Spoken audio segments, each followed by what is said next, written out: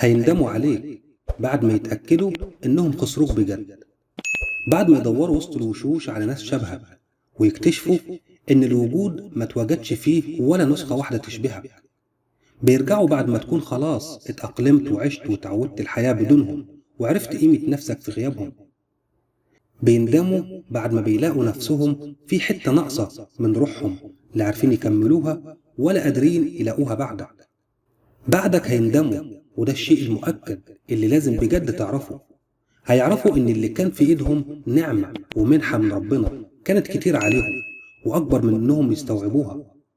خليك متأكد إن اللي بيخسرك مش عاجز إنه يلاقي حد ياخد مطرحك، بس خليك واثق إن مهما جه حد ياخد مطرحك عمره ما هيترك الأثر النفسي الجميل الخاص ببصمة روحك.